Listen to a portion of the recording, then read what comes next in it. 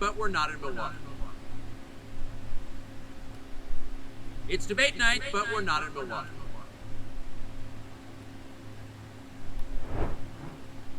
Mr. President, thanks for joining us. Thank you. Why aren't you at the Fox News debate tonight in Milwaukee? Well, you know, a lot of people have been asking me that, and many people said you shouldn't do them, but you see the polls have come out, and I'm leading by 50 and 60 points. And, you know, some of them are at 1 and 0 and 2. And I'm saying, do I sit there for an hour or 2 hours, whatever it's going to be, and get harassed by people that shouldn't even be running for president? Should I be doing that? And a network that isn't particularly friendly to me, frankly. You know, they were backing Ron DeSanctimonious like crazy, and now they've given up on him. I mean, it's a lost cause.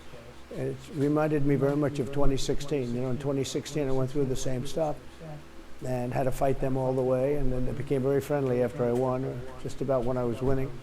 But I just felt it would be more appropriate not to do the debate. I don't think it's right to do it. If you're leading by 50, 60, I have one problem, leading by 70 points, and I'm saying, why am I doing it? And I'm going to have 8 people, 10 people, whoever made the debate, I don't know how many it is, but I'm going to have all these people screaming at me, shouting questions at me, all of which I love answering, I love doing, but it doesn't make sense to do them. So I've taken a pass, as you probably noticed. Well, I did. I'm grateful that you did. It's interesting, though, because you spent a lot of your career in television. Yeah. You had a top show in television on NBC. But you don't feel the need now running for president to do television, obviously. Do you think television is declining?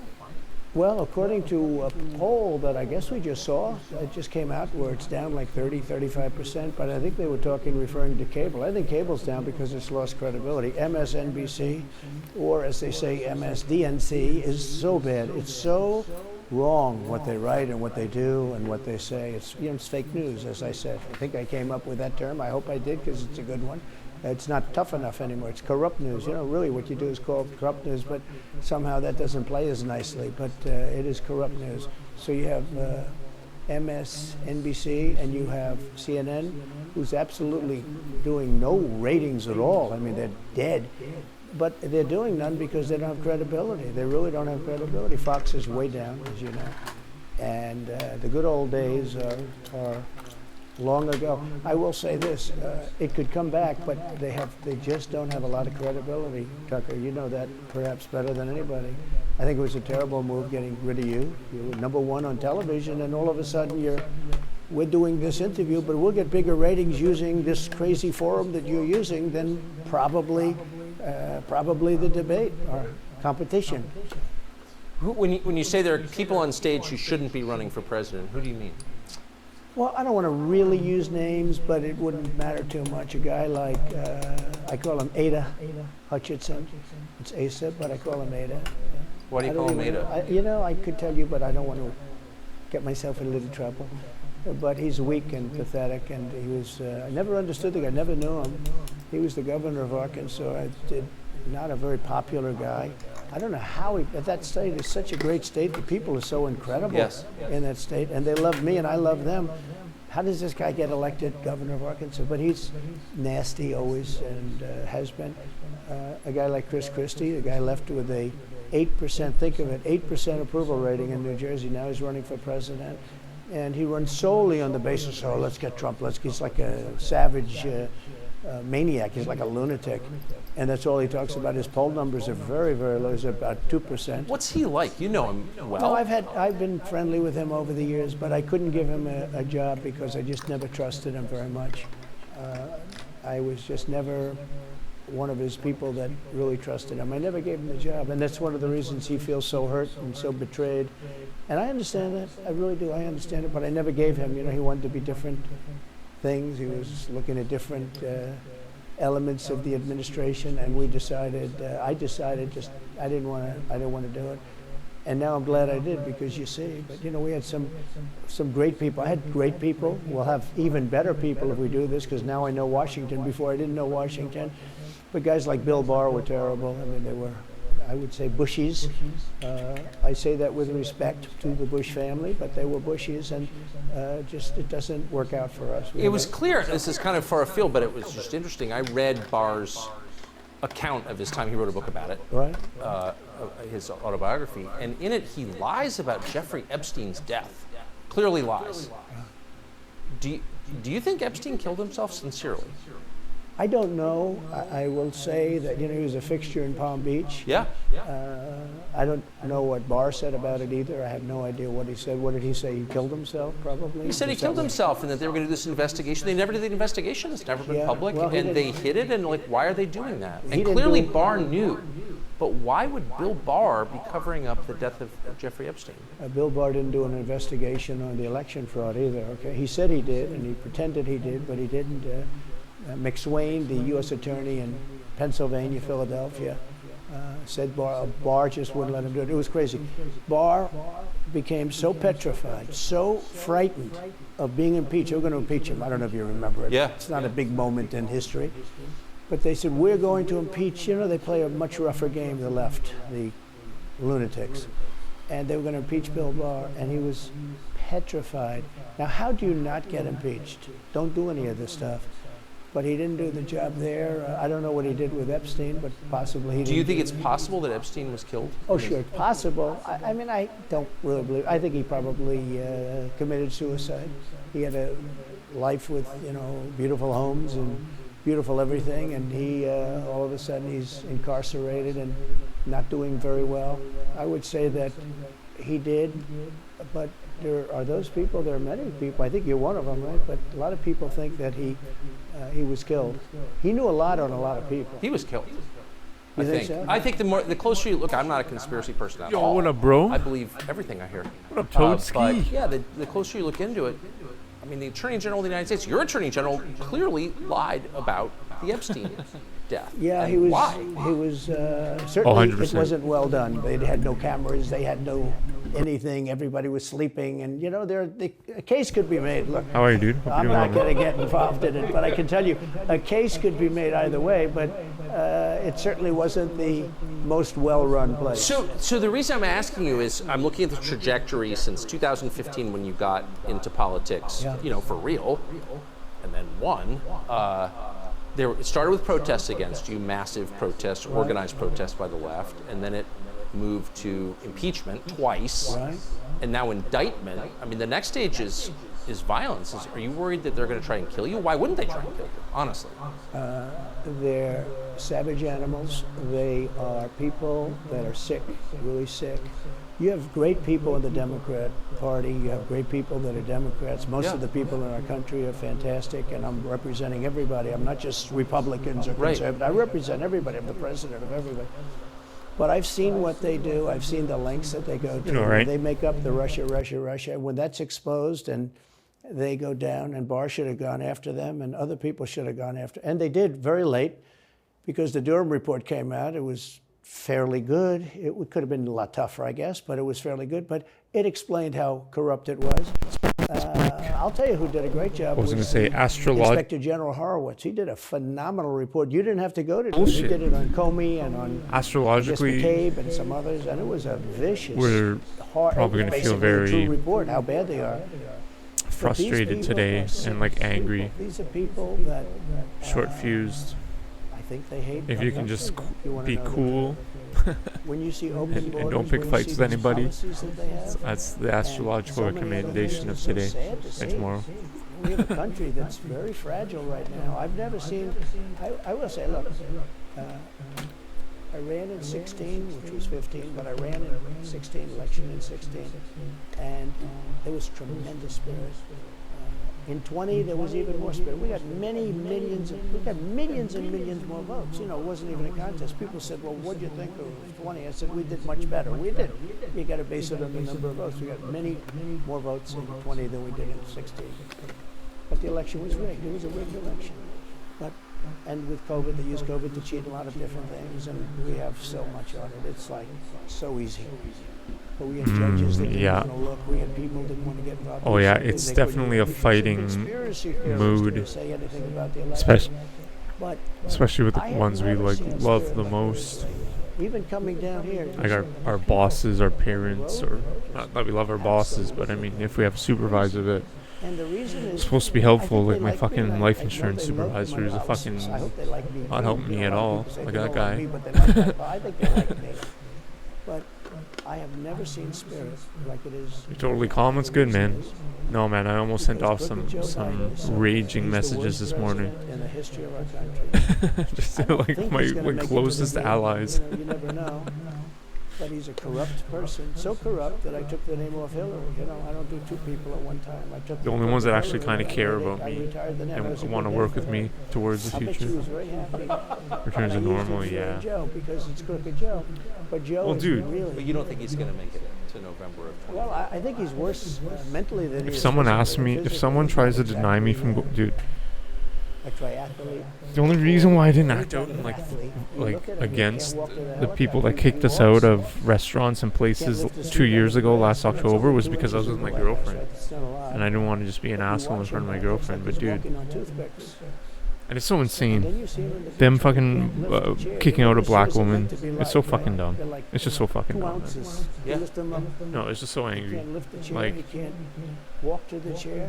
And so if I I'm don't know by what they're myself doing and they do with that, the like I don't know what I'm beach. gonna do. I'm gonna Beach lose my seems shit, to play a man. big role, but they love pictures of fucking him on the lose my beach. I think shit. he looks terrible on the beach.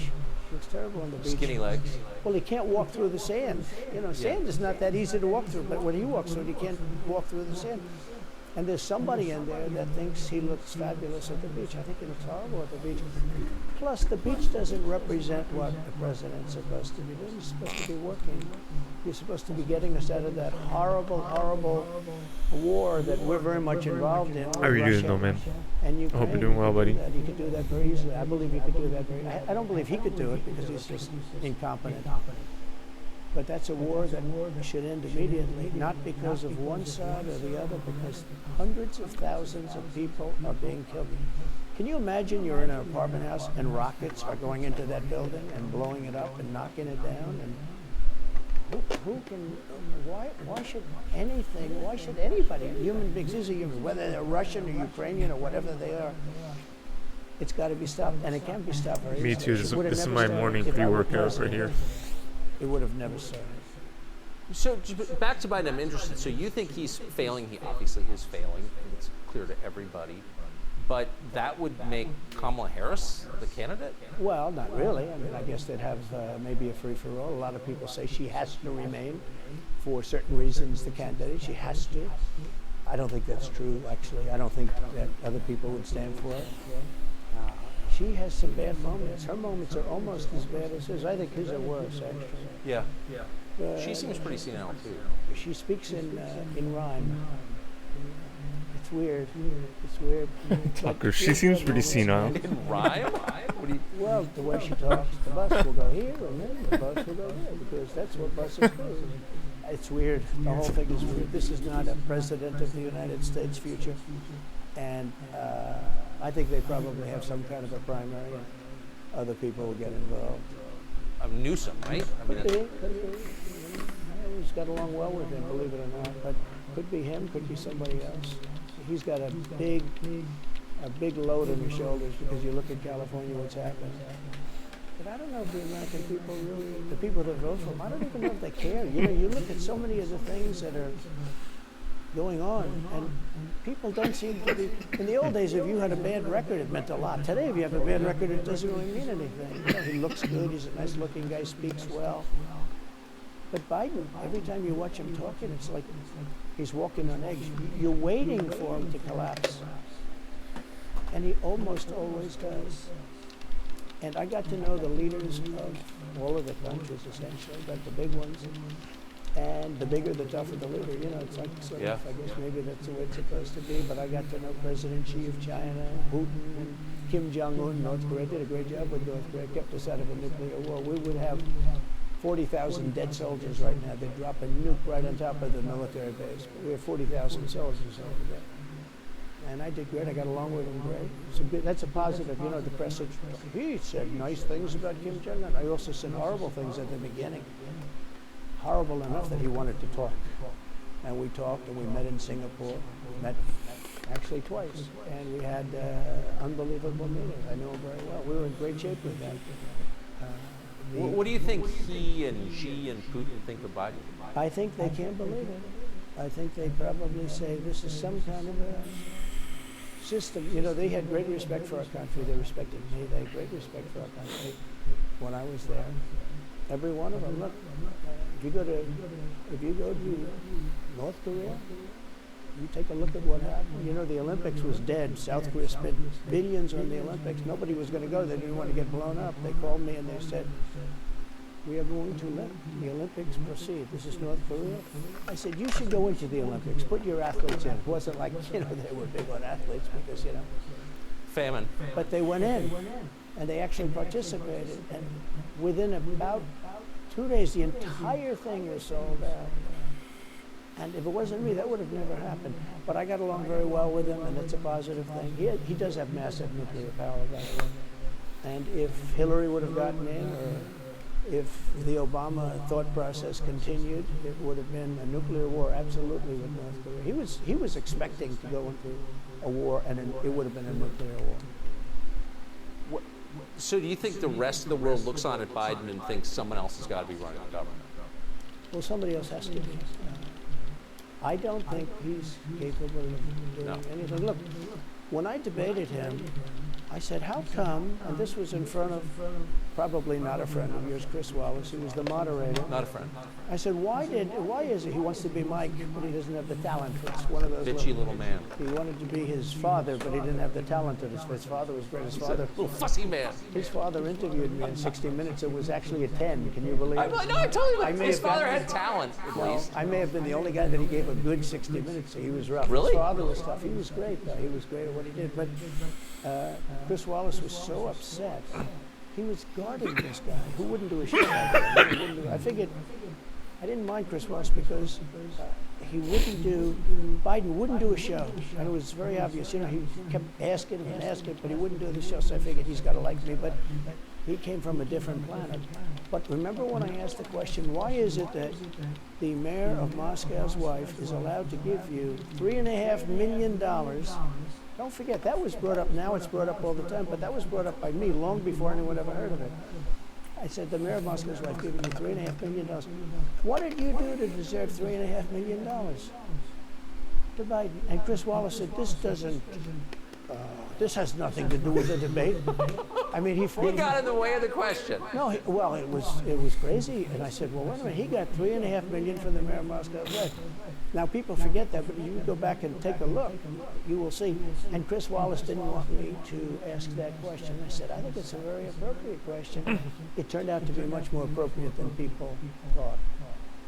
Amazing. So do you have a preference in, assuming you're the Republican nominee and all goes as you plan it to go, do you have a preference in who you run against? In many ways, I'd love to run against him because his record is so bad. You know, it's still horrible when you look at inflation and everything else, but others also have very bad records. I mean, California's a bad record, so, you know, should it be Gavin or should it be somebody else? When I look at San Francisco, what's happened to that incredible city? That was one of the greatest cities in the world just a short while ago, and now it's very sad when you look at it. Los Angeles. Every city, practically, all the Democrat-run cities. You know, Republican-run cities are doing very nicely because they arrest people when you have crimes. And they don't go after political candidates because they think it's good, you know. I mean, it's like been amazing. My poll numbers are the highest I've ever had. But because people understand. Can I just ask you, that gets back to my original question. So if the protest didn't work, you got elected anyway. Impeachment didn't work twice, obviously. Indictment is not working. Your poll numbers go up. When they raided Mar-a-Lago in August of last year, your numbers went up. They can indict you 20 times, and you're not going to lose the Republican primary because of that. Well, So, it makes it look even more ridiculous. I mean, the 4 indictments, maybe there'll be more. I don't know. These people are crazy. But they're counterproductive. So if you chart it out, it's an escalation, is what I'm saying. So what's next after, try to put you in prison for the rest of your life? That's not working. So, don't they have to kill you now? I think the people of our country don't get enough credit for how smart they are. And I'm not sure I would have said this 10 years ago, but they get it. They really get it. When somebody gets indicted, your poll numbers go down. When somebody gets indicted, you announce, ladies and gentlemen, I'll be leaving to spend time with my family and to fight for the rest of my life for this stuff. but you're out of politics. I got indicted 4 times. All trivia, nonsense, bullshit. It's all bullshit. It's horrible when you look, and you look at what they're doing. The boxes hooks, I'm covered by the Presidential Records Act. I'm allowed to do exactly that. He's not covered, and he's got 25 times the number of boxes. And he's got them stored in Chinatown. He's got them stored in a flimsy garage underneath his Corvette at Penn. And by the way, at Penn, he gets millions of dollars. China pays this guy millions of dollars. See, I think he's the most corrupt president we've ever had. And he also has the distinction of being the most incompetent. And I believe both. I mean, he's both incompetent and corrupt. So I actually believe he's compromised because China knows so much about him. They know where the money comes from. They know where it is, who paid it, and they probably paid it.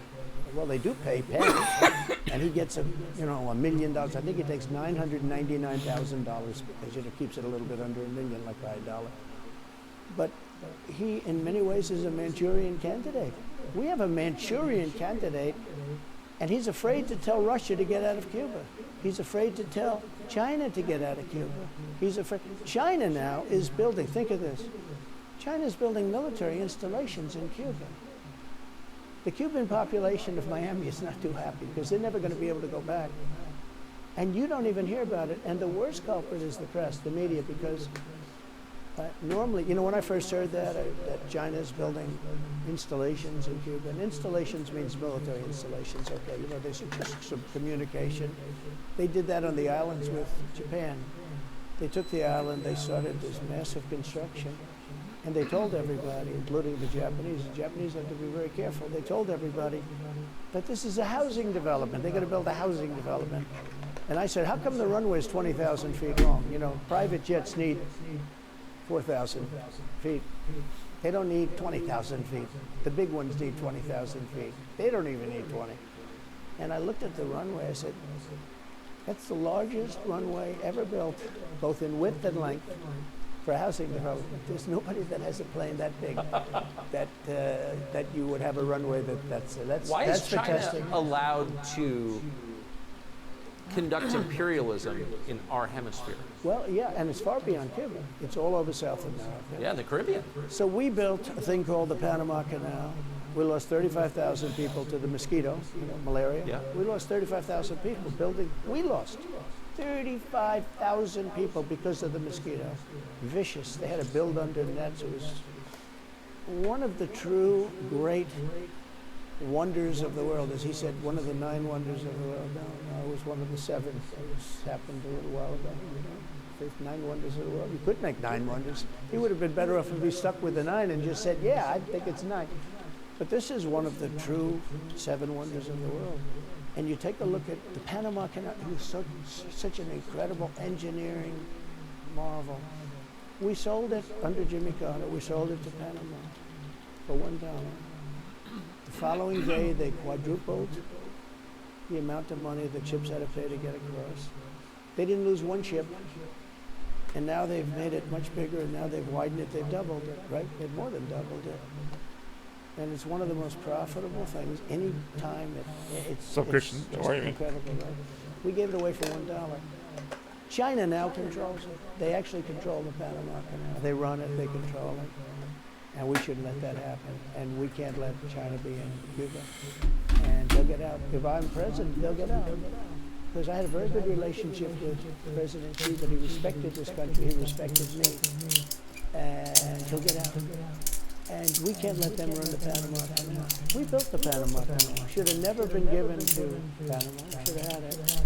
But we gave it for $1. Think of it. They quadrupled. In one day, they lifted the fees, which are, pretty big, for these massive ships to go through, right? Rather than going around the Cape and through all the tremendous storms, such beauty, when it's beautiful stuff. But you didn't want to get caught in those storms. Those were storms that wiped out the biggest ships. And we go through the Panama Canal, we built it, and we gave it away for $1. Think of that, how stupid are we? We have done the stupidest things in this country. And now we have a president that can't put 2 sentences together, can't speak, can't walk, can't talk. I don't think he gets to the Sardi gate, but these people do miracles. I mean, he ran out of his basement. And you got away with that one because of COVID, so he sort of got away with it. They cheated on the election. But you have people that are very smart, but they're fascists and they're radical left lunatics, and they're destroying our country with the all-electric cars and the windmills all over the place, which, by the way, don't work, and they're all, most of them made in China. For the most part, they're made in China. Germany a little bit, but China. But you look at what's happening to our country, even no voter ID. I mean, why don't they want voter ID? There's only one reason they don't want voter ID, because they want to cheat. But Wait, you doesn't actually the pasted a Democrat source. convention, the last one, they had Yes. voter ID that was this big. It looked like a I was prison kind card. of just being. This big on their chest. You walked in, they had your picture, your this, your fingerprint, they had everything. The most incredible voter ID I've ever seen. That was to get into the Democrat National Convention. That's hilarious, man. But to get into vote, if you buy groceries, if you buy practically anything now, you have ID on a card. Yeah, but like he just Fox literally But just that- fired don't him you though. think it's racist? Like he, Voter ID? he Well, they can't probably be. say that. I haven't read the article, Anything but not to show ID, because voter ID is pretty simple. Fox And literally we could fired go back and we should go Tucker. back to all paper ballots, voter ID, same day voting. You know, France did it. France had mail-in ballots, and it was terrible. Oh wow, Anytime you have mail-in ballots, you're going to have insane. massive cheating What year was on this? your elections. Anytime, but not just January 4th, presidential 2021. election. Anytime you have. Isn't that the whole point of them? Yeah. you can Oh cheat? yeah, sure. Insane. That's their whole point. They want to cheat. Yeah. They have to cheat. Didn't he shut? Because their Isn't that when he policies are shut so down bad, the? if they didn't cheat, they couldn't get elected. Who wants open borders? There was Who a year wants where he high shut taxes? Who down wants high interest rates? the federal government for a Who year wants to not in be January. able to use a gas I think that was stove 2019, 2018. Or have to drive And an parks electric weren't car, getting which, paid, people you weren't have a getting paid. 4-hour drive, but the car only goes an hour and a half. You have to charge it. The happiest moment for somebody in an electric car is the first 10 minutes. I'm gonna save this. I'm gonna read In this other words, you later. get it charged, and now for 10 minutes. The unhappiest part is the next hour, because you're petrified that you're not going to be finding another charger. People, I'm saying, if people, I gotta I'm see the not clip. knocking I electric can't. cars, I they're can't fine. trust it. I need to see the video clip. Oh, it's a I mean, text people message. wanna buy a gasoline car or hybrid. Hybrids are pretty good, actually. But they should be allowed to buy. They don't want to do any of Suspect. this. So right now, California's in a big brownout. Good source Because though. their grid is a disaster. The grid all over the country is sort of a disaster, but the grid in California. Yo, And what yet, up, they Baron? wanna How you have doing, it bro? in a short period of time. Yeah, homie. Millions and millions of cars going off that grid, essentially. Fire from Fox. Yeah. It doesn't work. Plug your car into a grid that's You failing. should be able to buy an electric car. It's true. You know, electric cars could be fine if you drive short distances and you want to have, you know, whatever, and you have plug-ins everywhere you go. They could be fine. But you got to have gasoline. cars, They you could gotta be have fun. Everything. Let people buy That's everything. Perfectly well Now said. there's the new thing is your heating systems in the house. They don't want you to have a modern day heating system. They want you to use a heating system that will cost you at least $10,000 to buy and won't work very well. You know, none of the stuff works as well. One of the things I did with the EPA is you have states, many states, most of the states have so much water. You know, it comes out of heaven, right? The water pours down and you have it. It's there. It's got to go wherever it goes, into the oceans, whatever. It's not like a big problem. Now, in some states, they have a problem. You know, you have some desert areas, all for that it's okay. But they have sinks where no water comes out. You turn it on, no water comes out. No water comes out of the shower. No water is allowed to go into the washing machine for your dishes or for your clothing. And I avoided all of that. Wait, they have sinks where no water comes Sure, out? you have restrictors. When I say Garlic no King water, very famous. little Yeah, water. really. You want to wash your hands, right? Yeah. And you've seen this, and you turn on the sink. It's and hilarious. You very guys know low. about the Garlic King? Or you want to wash your beautiful hair, right? And you're standing under a shower. Then the suds never go. The water comes out very slowly. I'm sure you've seen this. It usually takes place in new hotels and new homes. Yeah, you take a drill and take the They have limiter out. well, you can, but now they make it so you can't do that so easily. They have a restrictor. It's called a restrictor, and it restricts the water from coming in. Oh So yeah. I ended all of that, and you have to see these. They let the water come in. You know what people do? They wash their hands like 5 times longer, or in the washing machine they'll press for their, let's say the dishwasher. They'll press it. Then they'll press it about. I'm in talks. He might he might buy life insurance from me. I met with We're the in head of talks. Whirlpool. They were practically going out of business during my administration, and they said to me from Ohio. It goes in I the love Ohio. Christmas They were parade. really doing badly He has because like people were a dumping like the Pope washing mobile. machines all over, mostly from South but Korea, for the but Garlic also King? from China. And Legend. he was explaining it's just a terrible situation. I said, let me ask He's you, thrown. how's the quality? He says, we're better, but they are good enough quality. But, you know, of course he's going to say that. But, you know, Insane. they are better.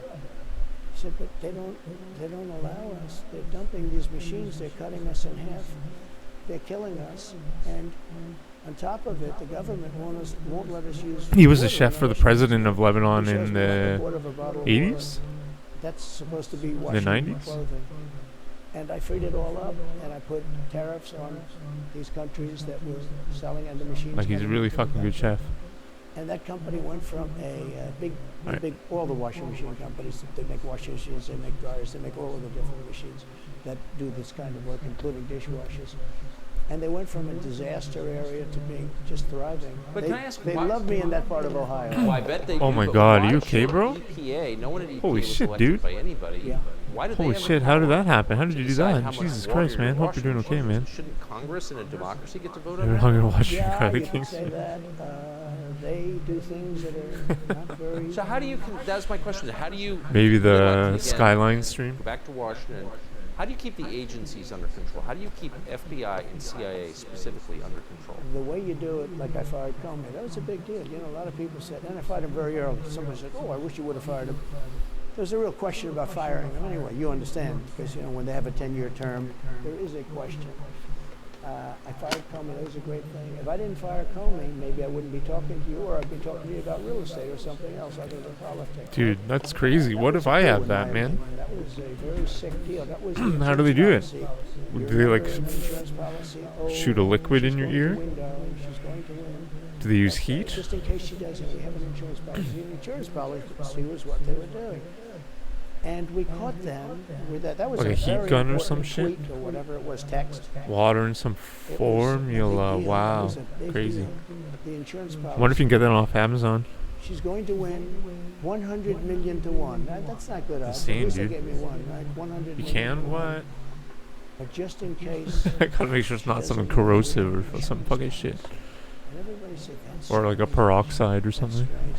But we caught all of that because I fired Comey. Because when I fired Comey, it was like throwing a rock into a hornet's nest, into a nest of bees, and the place went crazy. So when you were president, are you confident that you knew everything, say, CIA was doing around? No, I'm not.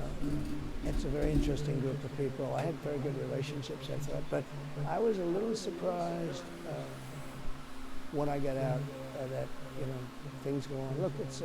What were you surprised by? I was surprised. I think that some of the people. I was surprised that there was.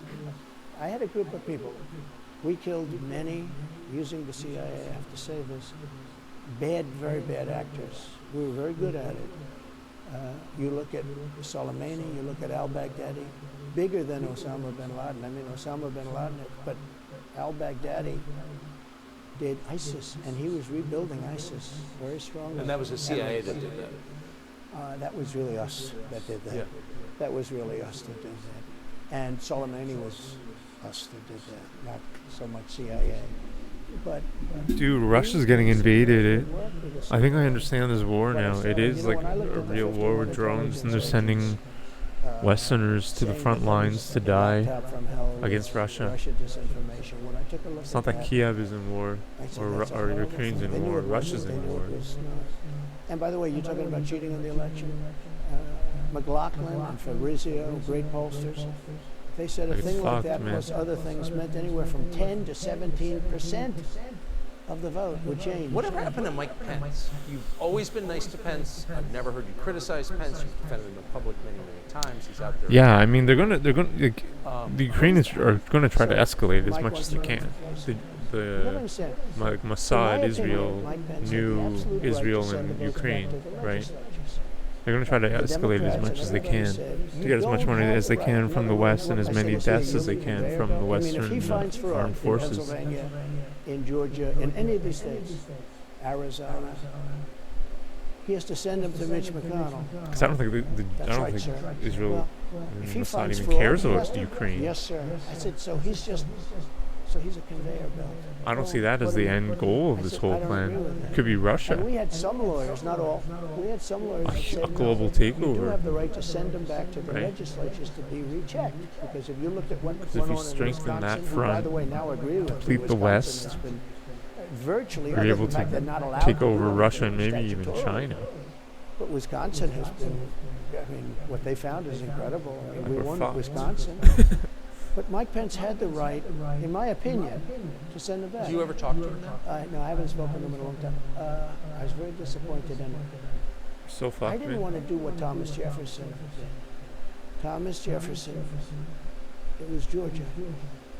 And it was hear ye, hear ye, the great state of Georgia is not capable or allowed to tabulate their votes. And Thomas Jefferson was the vice president. Trying So to bring is back Georgia mandates and lockdown. sure that they cannot tabulate the votes. Georgia is sure. He didn't send it back and have a redo. It's just so insane. He said, we will keep the votes. Yeah, the best thing you can do right now is just be strong and healthy. Thomas Jefferson was president. I didn't ask him for that. It's like the best Could thing have you done can that do. too, but I didn't. I thought that would be turmoil. I asked him to send him back to his legislature, to the legislatures, you know, in Wisconsin, let's say. But why didn't he? I mean, you'd worked together for 4 years. You're the president. He's VP. You say you're aligned on everything. I think he got very bad advice. I really did. Now, let me tell you what happened. I sat there with a few people. I think his lawyer was in the room. His lawyer was Yeah, man. very much against it. There were other lawyers that felt you could do it. Like I said, I signed one of up for those the things military, that and they you said you need to go I to think you could have. the front lines and you're up for NATO forces. I'm like, fuck that. So they have my name on a list. They have my phone number. They have my address. They know where I live. The rhinos They got have together with the Democrats, document that says I signed up, and they and I redid the probably election signed so you some couldn't do it. fucking So rights another away. people, I said, so in other words, you're saying I was I right, fear you that could they're do it, gonna you could do it. In other words, they took the just come to my voting place ad and arrest they me and redid send me it, so the vice front president line no or longer something. has the power to do what I said he could do. Like, it's just so insane. So when that happened, I said, wow. Because they have the documentation And, to you know, accept that. You'd look some of these Democrats in the eye, and It's they just said, so he insane. has absolutely no right to do it. And immediately after the election, they met rhinos, to name them all, and Democrats, and they approved legislation that takes away the right of the vice president. And it's just so insane because "Ah, I told my brother this, who's in the military, the vice and president he did have the right was to do it." shocked. Yes, he did. So if I don't know, my you're brother saying they stole it is from you not last time, really- why wouldn't they do the same? He's a great this guy, smart guy, okay. extremely smart guy, I love the guy. But And not only that. I don't think he understood the realization that they're DeSantis like is he out. grandfathered in He his was at a level his people contract, figured him out. He's and they're gone. trying to just If kill somebody else all the got new in, people.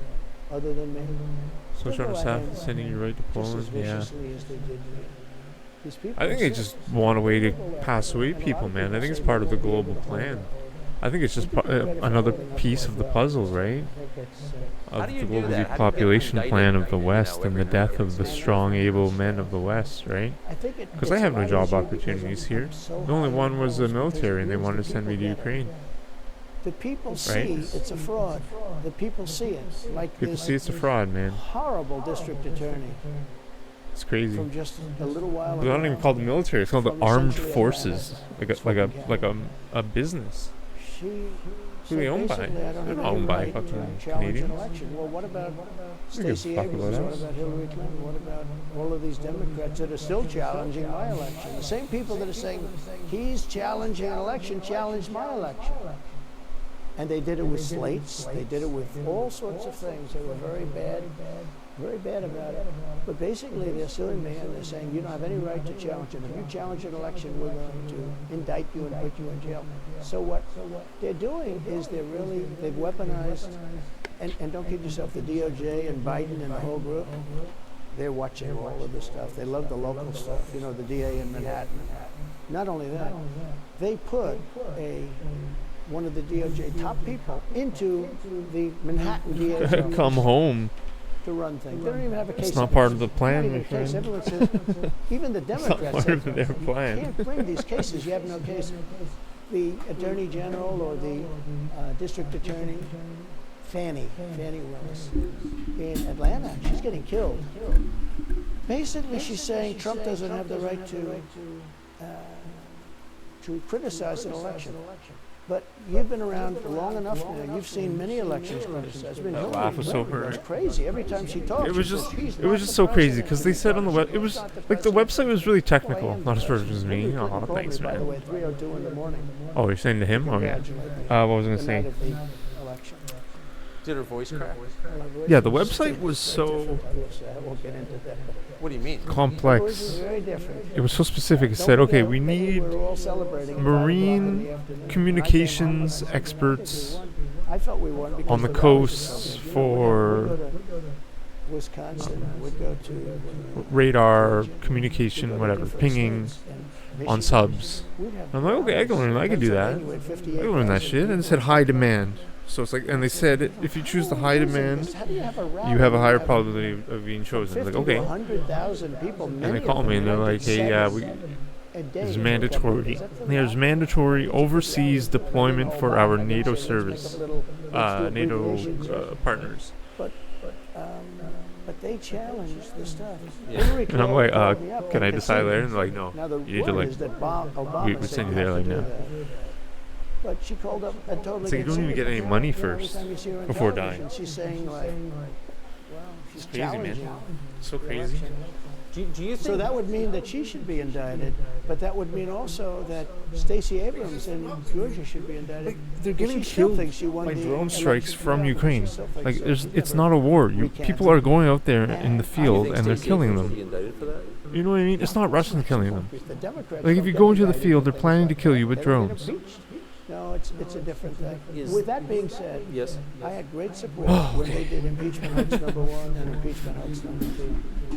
Jim Jordan, the House was fantastic, and actually the Senate was very good for me. Other than Mitch McConnell, I think if he had, it's too bad I endorsed him. He was begging, he was going to lose that race, and I endorsed him, and he ended up winning the race because of my endorsement. He was down, he was going to lose to Amy McGrath, $90 million in cash, all set to go. She was leading by 3. He was going down. I did him a favor, and then 3-4 months later, he really wanted to impeach me. He's a bad guy. But if you look at what's going on politically, so interesting. The level of loyalty is different in politics than it is in normal life, I will say. With that being said, I've had great loyalty also. But the House was fantastic. The Senate was very good. They overrode Mitch McConnell.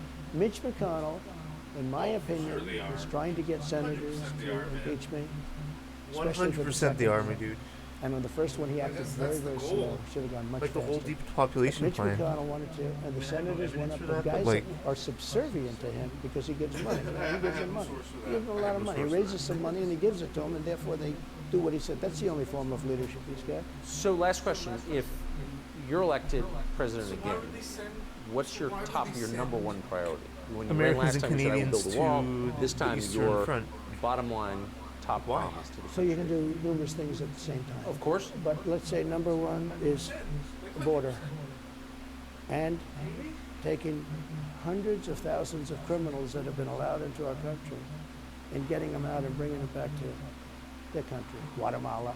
By the way, not only the 4 countries that we think of as neighbors, all over the world. Last month, we had 149 countries represented. Think of it. We had 149 countries represented, Tucker, from places that many people never even heard of, coming into our country.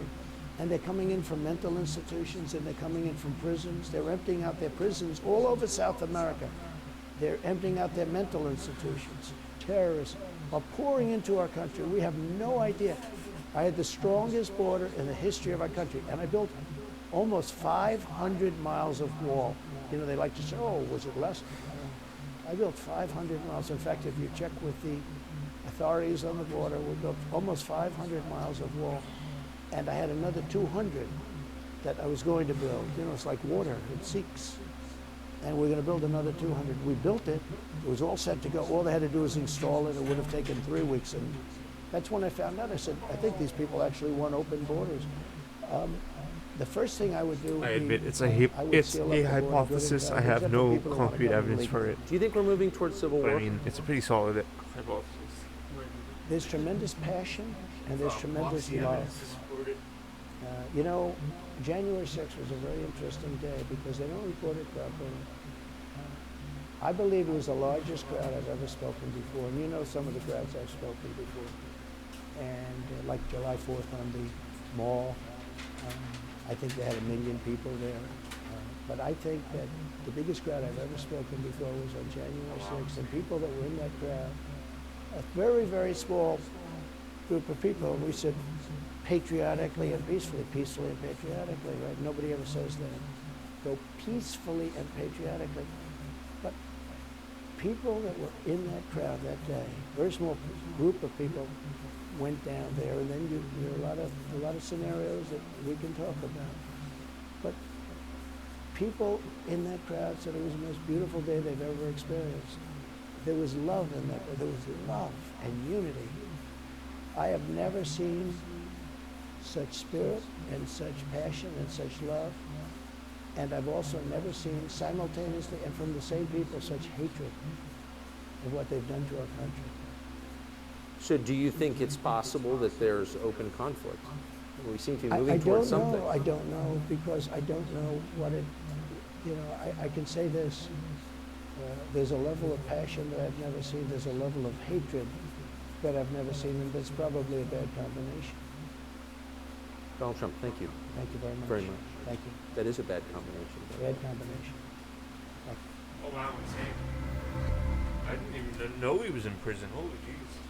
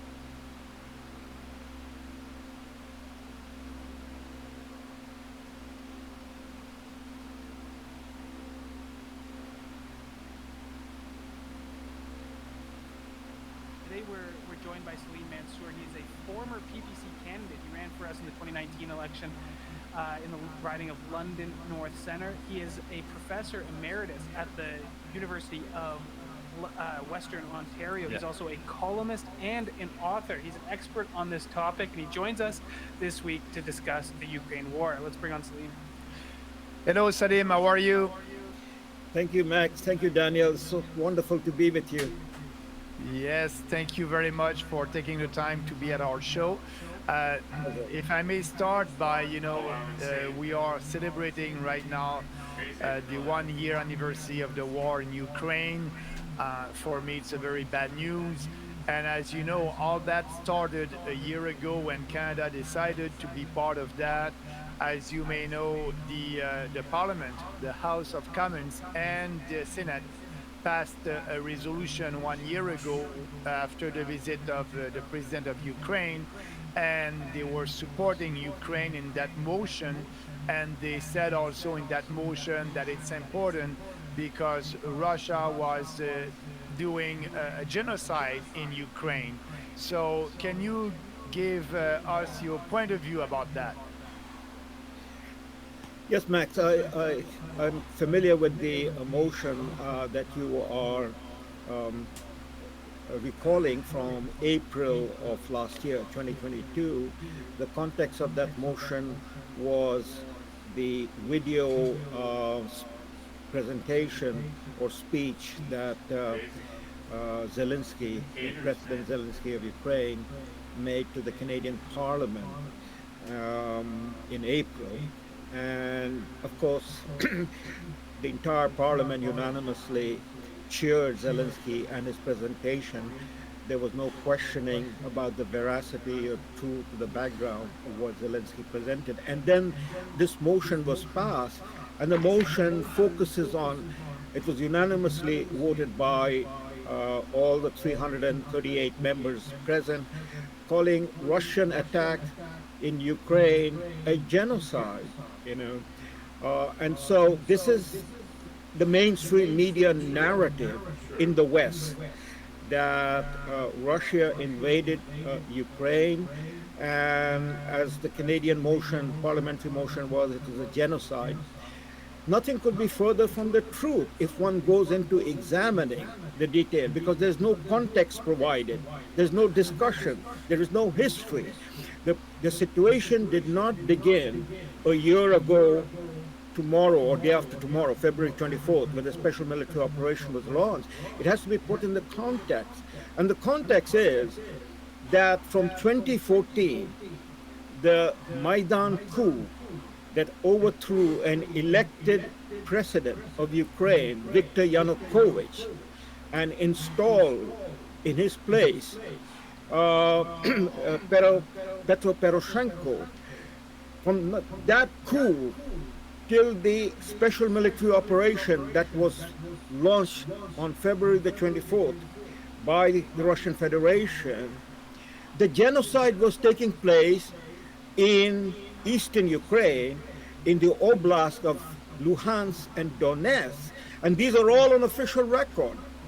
The observers of the OSCE, the Organization for the Security and Cooperation in Europe, people like Colonel Jacques Baud, who was reporting on what was happening in eastern Ukraine, reported that for 8 years, it was the Kiev regime, first of Poroshenko and then of Zelensky, was escalating the bombing of those two provinces. That was a genocide, because that was an attack by Ukrainian Nazi regime on the Russian-speaking Ukrainian citizens of Luhansk and Donetsk, with casualty figures in excess of 15,000. And our parliament got it backwards and have gone forward to embrace and support a reprehensible regime in Kiev. It is a Ukro-Nazi regime that is a tyrannical regime that has in fact created the war. And here we are in Canada, Maxime, a year later, we have become a co-belligerent in a war led by the United States, a proxy war against Russia that is escalating and could escalate to a nuclear level. And our parliament, the prime minister, and the opposition leaders have put Canada in a very dangerous position as a co-belligerent against Russia, and we, Canada, are in the middle of two nuclear powers, Russia and United States. And there is no discussion about this matter in the parliament or in the media. You're absolutely right. They didn't have any debate at that time when they passed that motion. And we must say also that motion didn't have any legal, how do you say that, legal Basis. impact. Yeah, legal impact. It's only a motion. But what I didn't like about that is you didn't have the debate. You didn't have another point of view, like you just said. And actually, we are the only national political party, as you know, Salim, that has another point of view on that. And we look at the history, and that's why we said it's not, our war, and we must not be part of that. And I believe that you know why Canada must not be part of that. If you can explain a little bit more the history of, the situation of our country, if when a war happened in Iraq or in the Suez Canal or other in Afghanistan or other places like that, I believe that our goal is to promote peace and stability and diplomatic solution. Can you elaborate on that? Yes, Maxime. I mean, to begin with, this Prime Minister and this Parliament, the 44th Parliament of Canada, has abandoned and violated Canada's post-1945 tradition of peacekeeping and peacemaking. That's the number one point I would say. Our tradition has been peacekeeping and peacemaking and involvement on international issues of war and peace on the basis of UN authorization. There is no UN authorization for this war. There is no UN Security Council resolution on this matter. Neither is there a basis of this war of NATO, because Ukraine is not a member of NATO state, and so there cannot be an Article 5 of NATO position that Ukraine is a NATO member that has been aggressed upon by Russia, and therefore this is what is a NATO war.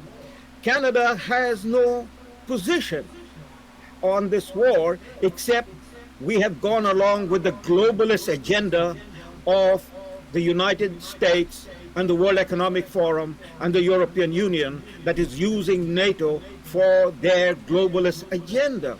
Now Canada, anyone who wants to look back at this history of Canada post-1945 can very quickly see that every engagement where we were involved physically in a war was one with a UN authorization. The Korean War was on the basis of uniting for peace. That was a UN operation that Canada participated in. Then, after the Korean War, all of our activity has been in peacekeeping and peacemaking role. We were not a participant, for instance, when Britain and France went to war on the Suez crisis in 1956. We opposed it. In fact, we opposed it, and that was the basis on which Foreign Minister Lester Pearson, backed by our Prime Minister Louis Saint Laurent, was given the Nobel Peace Prize. That's our tradition. We then participated in a war that was authorized by the UN Security Council resolution to take out Iraq from the occupation of Kuwait. An ultimatum was given to Baghdad to move out of Kuwait when Saddam Hussein occupied Kuwait.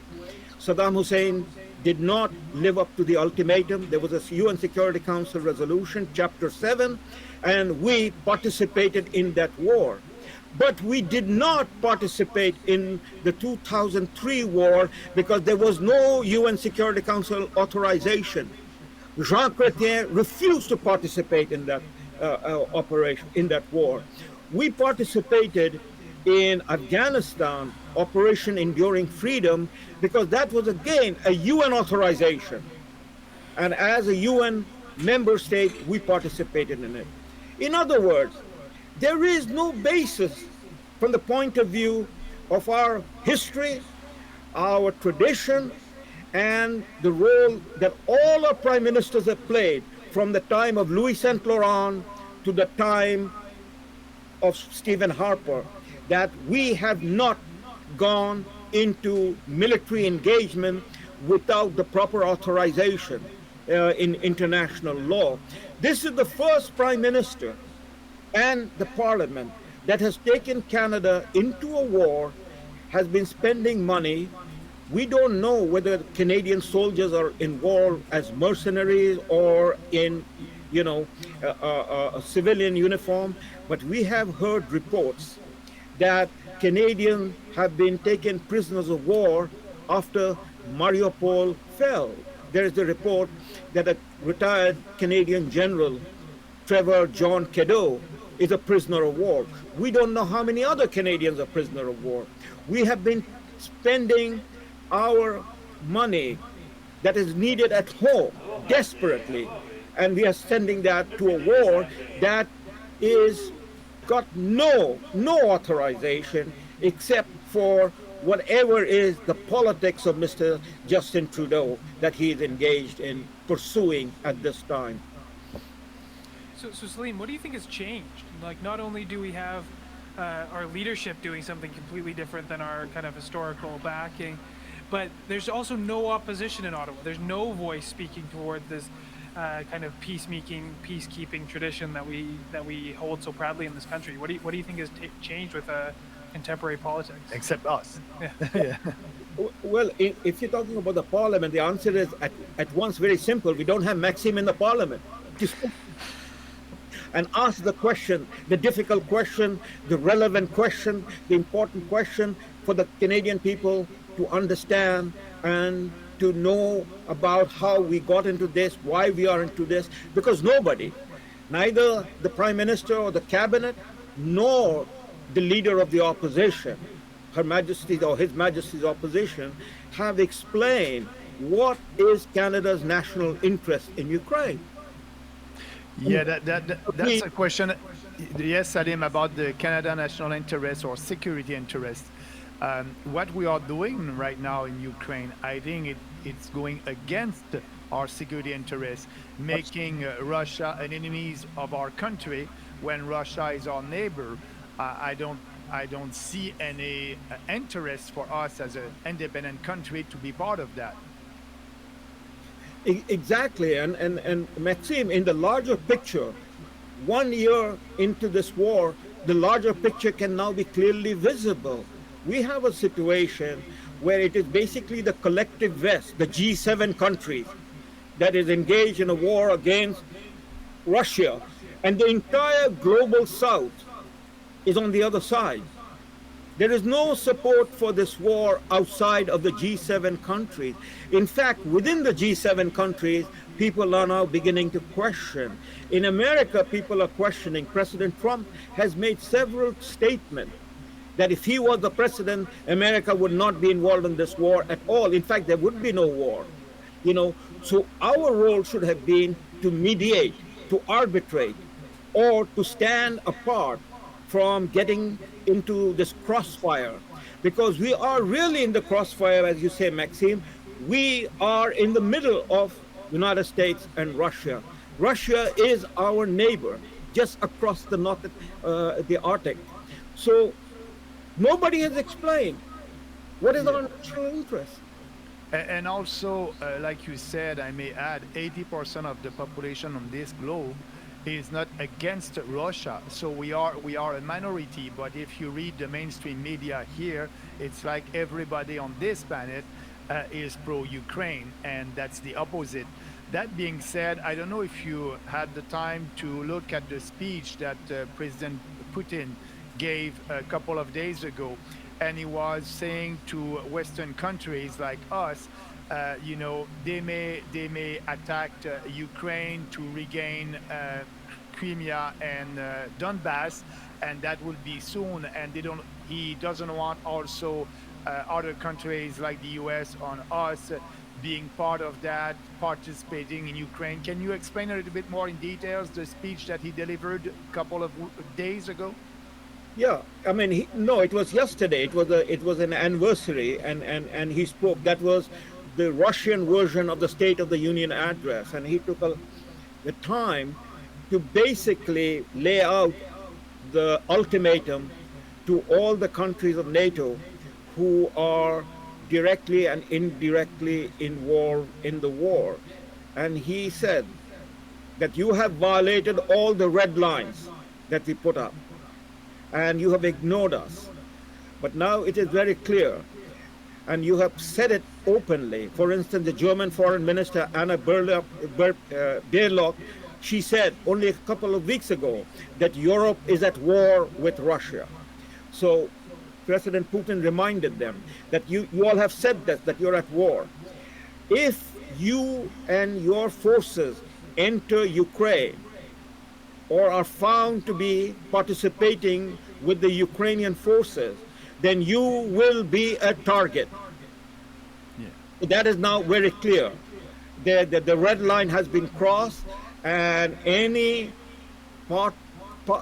NATO country engaging on the side of the Ukrainian physically with the Russian forces will then be a target of Russian forces.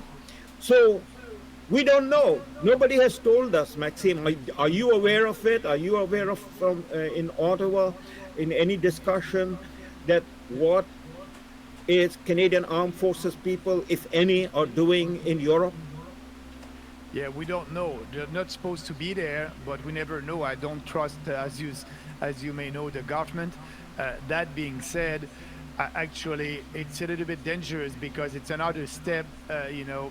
We said that a couple of months ago that the fear is this conflict and the escalation, sorry, of this conflict. And so that's happening. That's another step.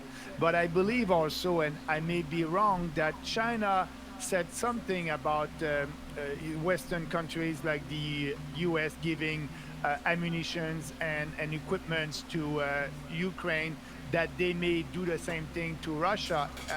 I am right? Well, it was my understanding is it was the Polish president who got engaged with the Chinese foreign minister and basically indicated to the Chinese foreign minister Wang Yi that he and the European members of NATO would be not looking favorably if China is supplying or equipping Russian forces with weapons and ammunition and so on.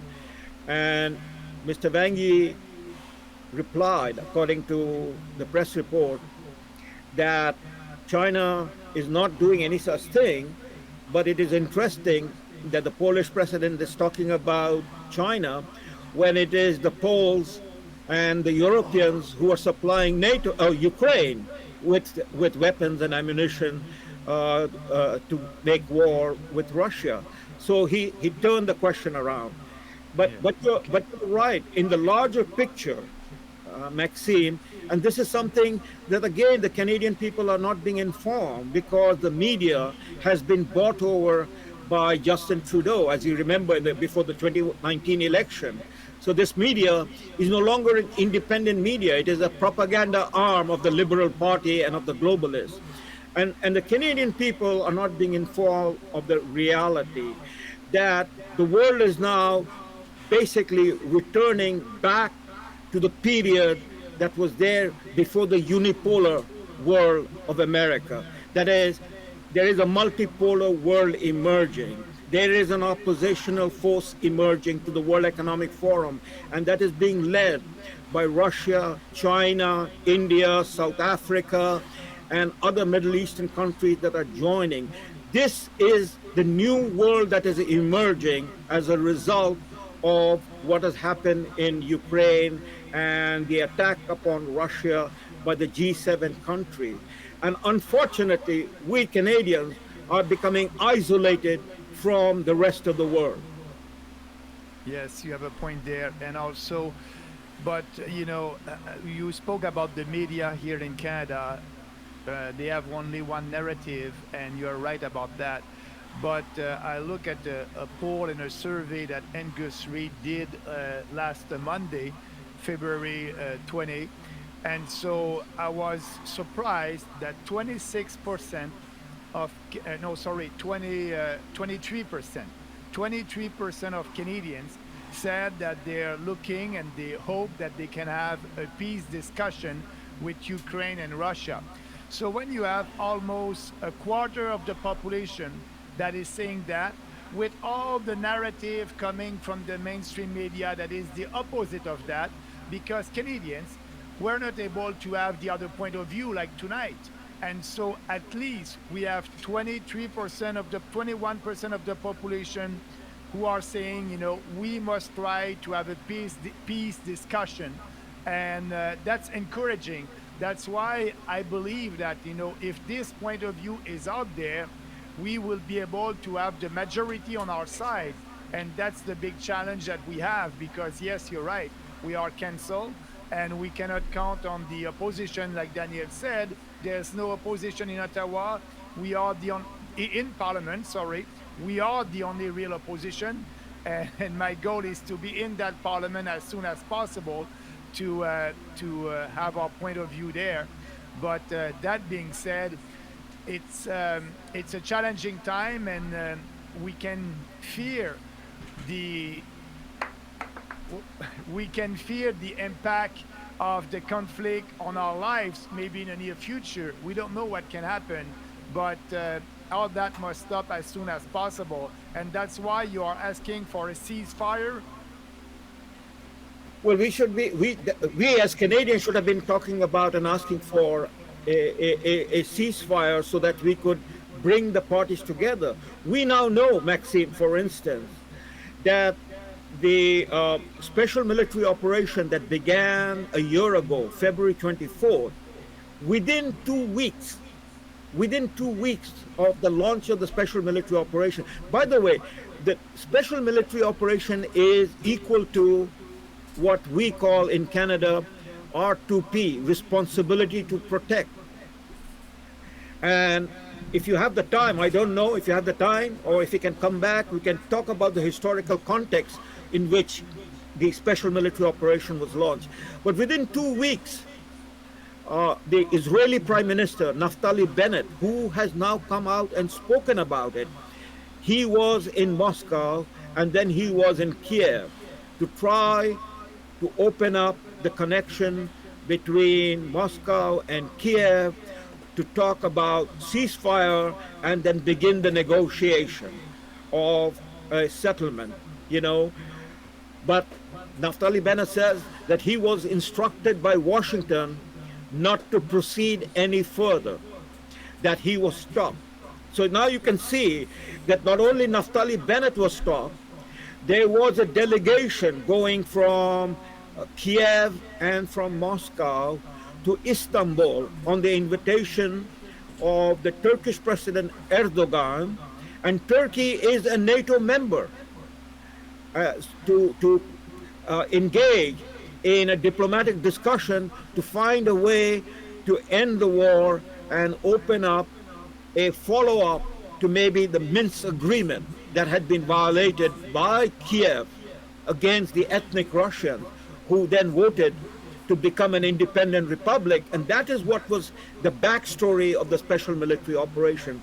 So when you put all of these facts together, and if the Canadian people understand what it is the military-industrial complex of the United States, the deep state, the unipolar power. They have been pushing for this war based upon their own neocon agenda, backed up by the European power and the World Economic Forum. And here we are, Canadians, we are fully behind that. In other words, Canadian leaders in Parliament, with the exception of you, Maxime, have turned out to be, instead of peacemakers and peacekeepers, they have become warmongers. When did this happen?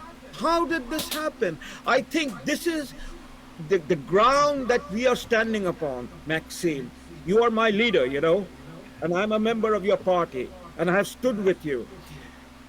Your leadership is so vital because right across Canada, from coast to coast to coast, it is only you, a former foreign minister, a former member of the parliament and Canadian federal cabinet, has stood up as the man talking about peace in the tradition of peacemaking and peacekeeping. That is our tradition that has been violated and abandoned by the warmongers.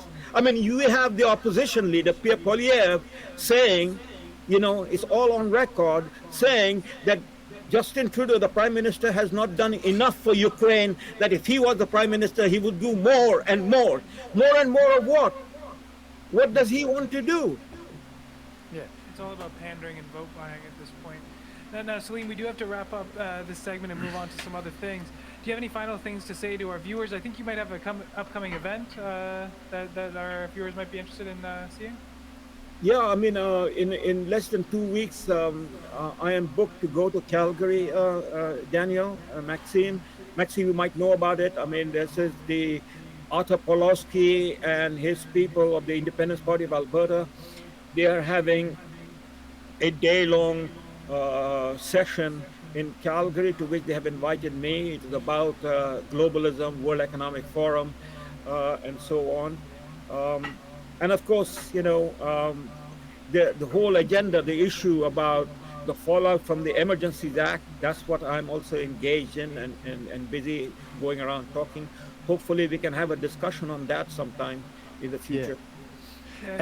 And Salim, if our viewers want to follow you, where can they go on social media? Well, every Friday evening, almost every Friday evening, I am on a Friday night chat with Mark Friesen on social media that is streamed live from 9 o'clock to 10:30. And they can tune in from Facebook or from StreamYard. And my podcast with Robert Vaughn, who you know, with whom you have done a podcast. We regularly podcast, and all of those are available on Just Right Media that Robert uses, both on YouTube and on Rumble. Excellent. So everyone interested, please go and follow Salim. And for those in Calgary, do watch out for events. I know that Salim's been promoting that event on his social medias as well. Please go check that out. Salim, thank you so much for joining us and informing our viewers of a different perspective on the Ukraine war. Is definitely illuminating, and we look forward to having you on again sometime soon. Yeah, thank you very much, Salim, and we share our point of view. Thank you again, and I believe that the common sense about that war in Ukraine will prevail. I hope so, with people like you that are speaking and telling the other side of the story that Canadians must know. Thank you, Salim. Thank you so much. Thank you for having me. Good evening. Bye-bye. Bye-bye.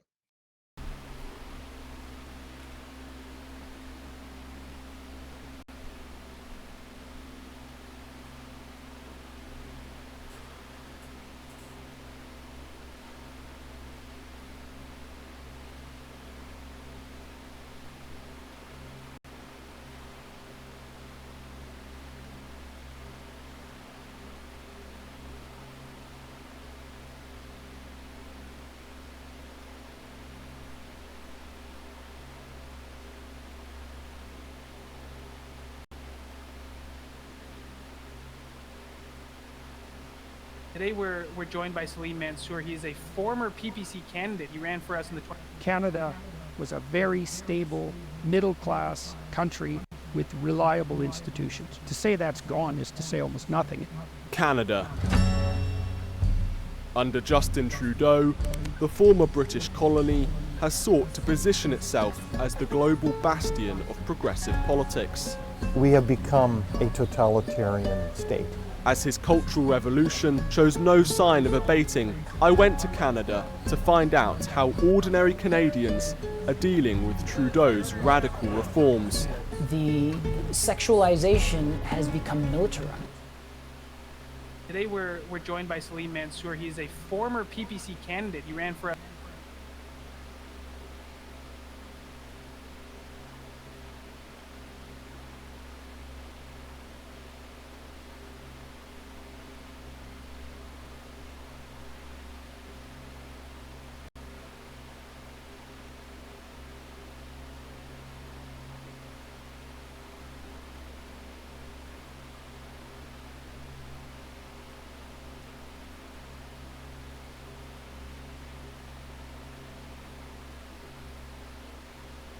like, what the fuck? Like, what did we do? Why did we hire, why did we elect this guy? Like, what were we doing? He's a movie star. It's, kind of that same attitude. It grabbed everybody's attention, whether you loved him or you hated him. It got the attention. Some people have been at this since 9/11, right? But the majority of this awakening happened in 2016. The rest of us kind of tagging along in 2018. And that's kind of the third theory. And then the end of that theory is basically the same thing, from the courthouse to the White House, and then basically a nirvana type of situation, light at the end of the tunnel. I don't know. Obviously, I don't know when or how or what any of that's going to... I have theories. There are theories out there. What that's even going to look like or how that's going to work. Somebody had said that you need to have at least 80% of the people on board with door number 3. You have to have 80% of the people awake before you can make that massive push to that next timeline, that next new Earth. I think somebody else referred to it as New Earth. New Earth. I bounce. So Bubbles, somebody else asked me this on TikTok. It really depends on my mood. Yesterday, I was all in fucking theory number one. Oprah Winfrey, theory number 3. Oprah Winfrey, Dwayne The Rock Johnson are all not there anymore. Like, that was all taken care of. That's theory number 3, essentially. But yesterday I went back to 1. I was like, you cunt. It really does depend on the day. I like to think that I try to stay in 3. And I tend to believe that it's 3. Just because there was too many, and I talked about the silver linings before, and I try to talk about this in a way that's not crazy, sound crazy. Because if you're not on board with the time travel stuff, then and the timeline stuff and the spirituality angle of it all, it's pretty hard to comprehend. But if you are and you've kind of researched that a little bit, it gets a little easier. The problem with this being a new world order, which is what a lot of people think, is that it flopped. We had 2016, the election happened, and we're all just kind of like do. 2018, 2019, they were like, hey, there's a cold. It's coming from China. You need to stay home and wear this mask or you're going to die. And I was sitting at my kitchen table and I am like, what the fuck do you even mean? So you're telling me this virus is so terrible that the only thing that's going to save us is a paper mask? They had people washing their groceries in the garage. Like, it was that moment. I don't think I've ever really been asleep. I've just never really paid a lot of attention because I get annoyed with people a lot. I used to. I'm more compassionate now, but I used to get really annoyed with people. So I just never paid attention. When I saw my neighbor washing their groceries in the garage, I stopped. I was like, what the fuck are we even doing? And then I started to pay attention. I turned on CNN, the news. Right? That's what we watched. That's what I listened to when I was doing laundry. And CNN was just going balls to the wall, nuts, about this deadly virus. And I remember never once even being that scared, being like, well, because this is it, right? Like, whatever. And I really thought it was just going to kind of blow over as another thing. But when they kicked the kids out of school, when on Tuesday they said, don't worry, children are not detrimentally affected by COVID, like, as in they were not the ones that were it was mainly the elderly, kind of like the flu. They were not the ones being detrimentally affected by COVID. So your kids are okay. And then the next day they kicked them out of school and shut schools down, made 0 sense to me. And I even brought that up to our school. I said, look, this article right here just says that kids aren't affected. What are we doing? And they're like, well, they're silent spreaders, or what did they call them? I can't remember what they call them. We're the symptomless spreaders, asymptomatic spreaders. And I remember looking at her, and an asymptomatic spread is a thing. But you mean to tell me that anybody could have this virus and could spread it? Like, what are we gonna do? No. And I didn't believe it. I still don't believe that there was asymptomatic spread. I said what I said. They came out now and the death numbers were all fucking jacked. We knew that from the very beginning. There were morticians out on TikTok getting taken down left and right, saying that they were being told that they had to mark it down as COVID so that they could get bonuses. And our counts didn't survive a lot of that. Yep, and there goes my life. I gotta be careful talking about COVID on Instagram or on TikTok. Rate of infection is greater in the vaccinated. Yeah, I know. So no, and then I was done after that. I was all done. I started looking into things. I started looking into the vaccines that they were giving us out. I started looking into all of it.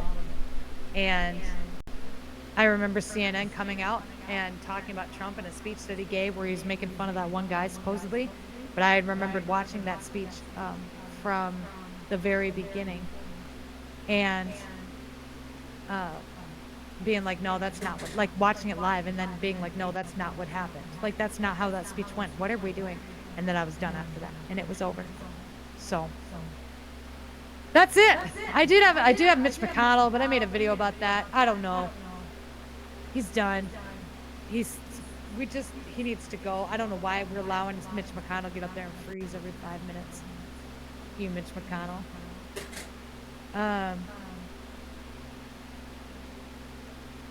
Let's see if we can. I'm gonna appeal my TikTok live. Sorry, TikTok. Sucks. But we'll see. Mitch McConnell, I don't know. They came out and said that he just got dizzy. Isn't that what they said last time? Mitch McConnell just got dizzy. It was weird. It was a mini stroke. They're saying he was dizzy after his concussion. Block out of here. That's pretty much it. That's all I got. You guys, I'm going to wrap this up. Sonny, do we have anything else? Is that it? No, I think that was it. All right. Well, you guys, I love your faces. Thanks for being here. Thanks for everything you do. I love you.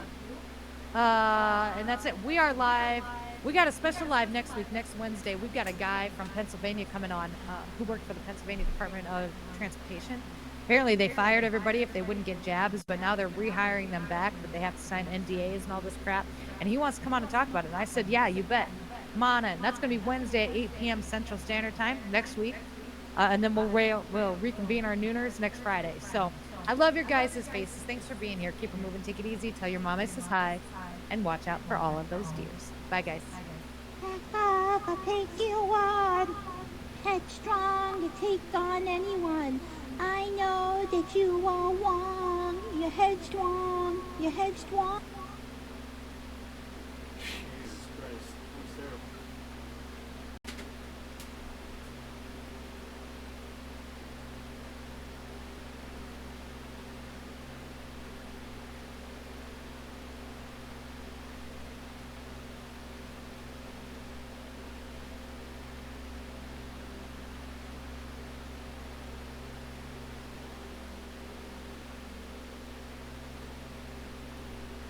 That's why you need to have some of those. It's done after this. Yeah. More or less. I am not interested in being around grizzly bears. The bear caught up to the moose and broke its back. Just a fucking giant beast just running through the camp. It's literally like a machine that crushes moose bones. Okay. Okay. That polar bear smells that man's meat. Have you ever been to a furry convention? Oh. you think you've been to top? She got some crazy things. What? Bro. Don't you do it. This is what it looks like when a man does not give a fuck. Try to shoot me even. They're like real good at stomping. You gotta stomp the fucking shit. Oh my god. This is my most fun podcast ever. What's up, everybody, and welcome.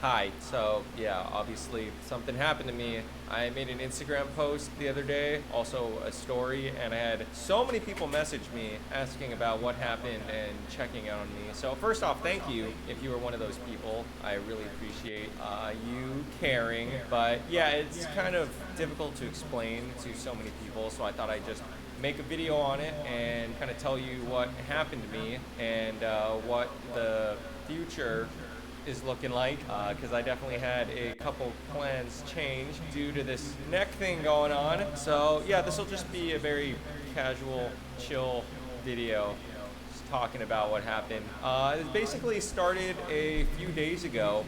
I'm not entirely sure what happened, like 100%. I'm gonna tell you what I think happened or what I think had to do with this. Yeah, anyway, so it started a few days ago. Nana and I, we got a massage, and it's a place we really like, and normally, you know, they just give you the normal massage, that's it. But this time was different. For some reason during it, they cracked my neck like crazy. And not just once, they cracked my neck maybe like 3 or 4 times, like super insane. I've never had my neck cracked like that before. It was kind of scary actually, and I was wondering why they were doing that, because they were a massage place. It's not like a chiropractor or something like that. But anyway, yeah, they cracked it super crazy. It was like super loud. But afterwards I was fine. I kind of felt like a little weird, but I was fine overall. I was like, oh, that was interesting. That was like a new experience. So after that, everything was fine. Felt pretty normal. Cut to like a day or two after that, I'm not really sure, but I went skating, street skating, and we were at this spot, and I was literally just messing around. There was like some bricks on the ground that were slightly elevated that you could bonk your wheels off of and kind of do little cheating ollies or airs off of. I don't know, I'll show you a clip right here. That's what I'm talking about, just bonking your wheels off. And I was literally just messing around, and my friend Garrett, you know, Gare Bear from my videos, he was like, oh, let's film that. So I did one. I was like, oh, I could do a better one. And for just a stupid trick, I landed primo or rail, whatever, and slammed so hard just on a stupid trick messing around. It was actually pretty funny. Here's the clip if you would like to see it.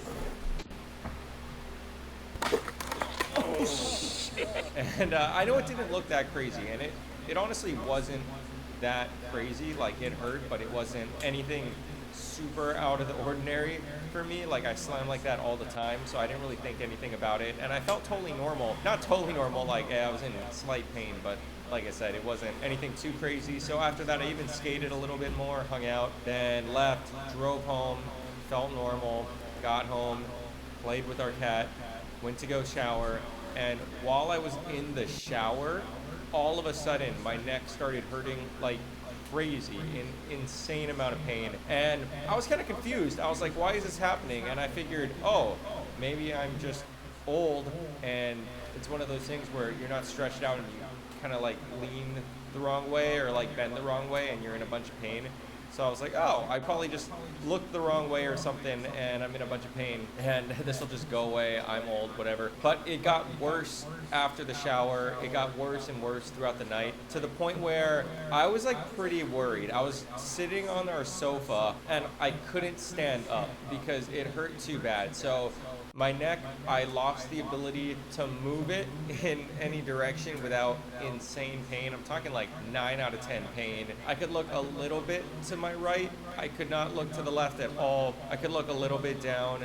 I could not look up at all. I was sitting on the couch and I could not even move. It felt like my head weighed like 100 pounds. And I think I ended up having to like hold my head up with my hands and like slowly get onto my side and like ease off the couch and then hook my feet under the table and use like my core, my abdominal area to like get my body up while I lifted my head up with my hands. That was a terrible explanation, but anyway, yeah, it was like this crazy pain. It felt like my neck lost the ability to support my head, so I couldn't even get in and out of bed on my own. Nana had to help me. Yeah, I remember trying to get out of bed. I would have to like grab my head with my hands and hold it like I was holding some sort of weird pumpkin. I had to like lift it up manually or kind of like squirm around. Like, I couldn't get up or down out of bed, could barely move. Even brushing my teeth, I could not do that properly. I mean, I did, but like I could get everything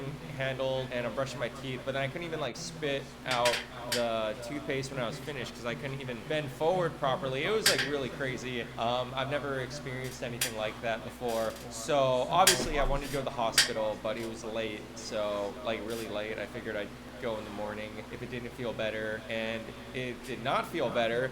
So I went to the hospital. You know, I was thinking maybe I did some sort of spine or like disc damage or something. I mean, that's the only thing I could think of because I never experienced this sort of pain before. But I went in, got some CT scans, whatever, and the doctor said it looked fine, no bone or disc damage. So I'm pretty sure it's just like something muscular, or maybe I just like badly pinched a nerve.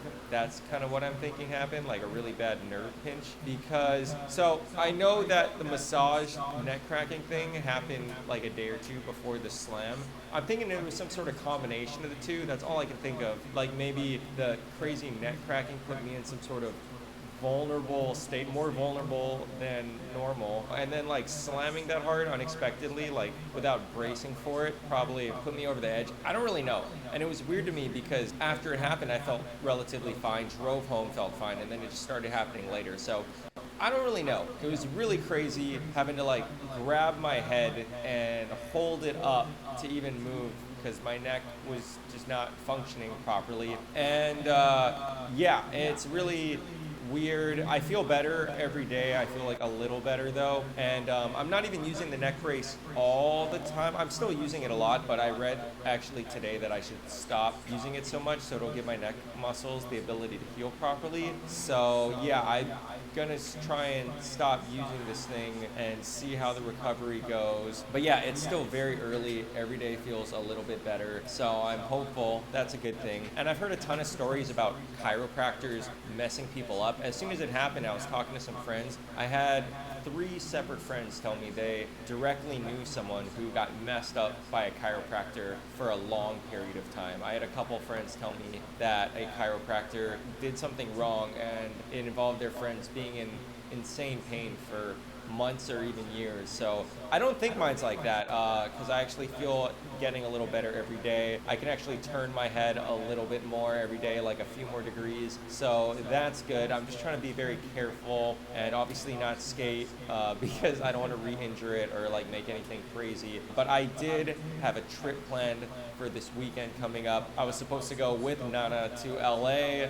I was supposed to go film, skate. The plan was to be there for like 9 days or something like that. And every day I had plans to film, work on these projects. It was going to be amazing. I was looking forward to it so much. I was seriously more excited about that than almost anything else all year. But of course, I'm going to have to cancel that. So I will not be going on the LA trip this weekend. But thankfully, I think we could push it back to a later date. So we'll be able to do it at some point. But it sucks. I had everything lined up. The flights were already booked, and I had like an Airbnb my friend was gonna let me stay at booked, and I had all these videos planned, called up all my friends. But yeah, gonna have to reschedule everything just to make sure that I recover properly, so I don't go to the no-no zone for too long. Yeah, sorry, that was kind of a long explanation, but I had so many people messaging me, and it's just like too much to really explain, especially since I don't exactly know what it's from. I can't be like, oh, someone cracked my neck and messed me up. I can't be like, oh,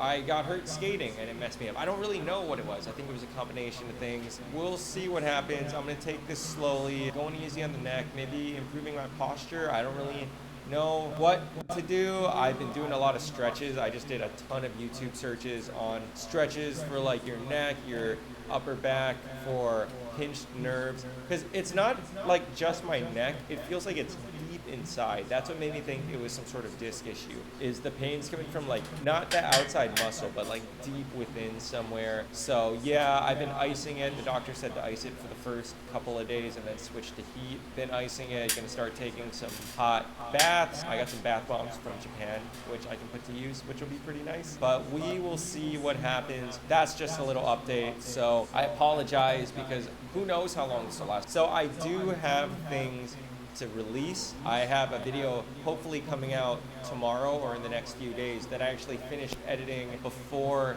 this whole thing happened. But I do have a video coming out very soon that I'm very pumped on that we filmed in Japan. I have some other videos that I filmed that I haven't got to edit yet, so that will hopefully keep me busy. But I will be okay. Like I said, bones are fine, no disc damage, but I am feeling good progress every single day. Yeah, I will keep you guys posted. Anyway, I'll be here in Hawaii chilling with Nana, taking care of my neck. She's been so sweet. She's been giving me neck massages and just being a wonderful, wonderful human. Been playing with Lulu. Lulu is the best. So thank you for watching this little update. New videos coming soon. Hope you enjoyed the ones that I just released in Japan. I'll see you guys later.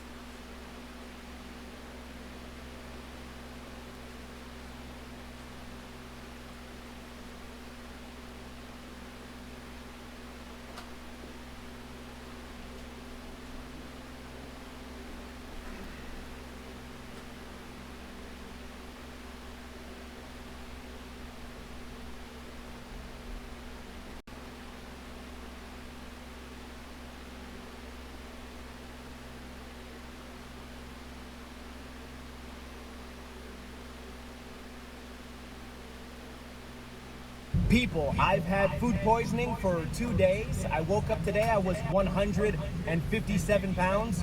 What better day to find out how high I can ollie?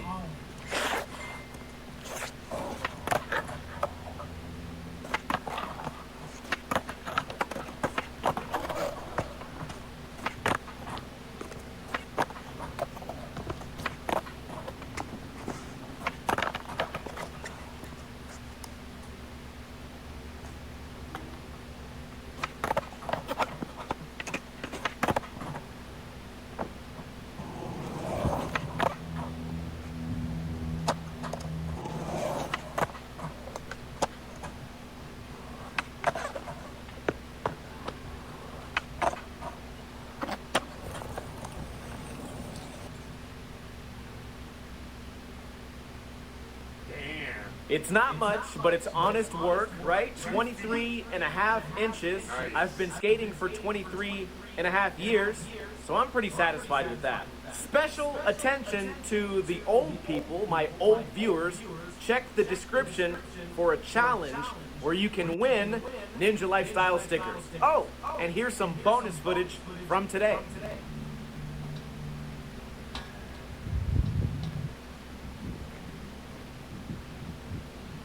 I knew I could fucking do this, man. I fucking knew it.